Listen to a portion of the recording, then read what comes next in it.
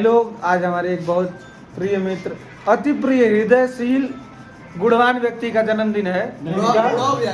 रुकिए, इनका जन्मदिन है और आज इनका तिलक है और इनको हम लोग चॉकलेट फ्लेवर देने आए हैं ताकि आगे जाके कोई दिक्कत ना हो। आपको कैसा लग रहा है शादी का करके?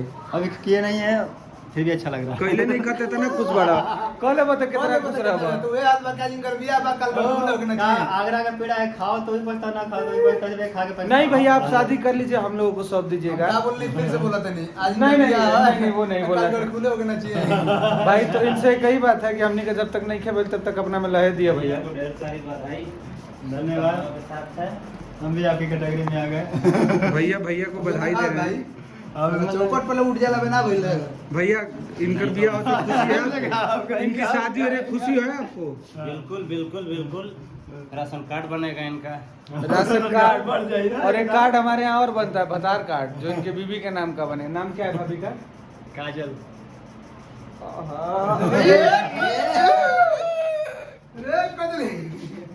कजली, काजल भौजी अगर देख रही ब्लॉग को, काजल भाभी अगर ब्लॉग को देख रही हैं तो इनके तरफ से चुमा दो भाभी को, चुमा दो यार।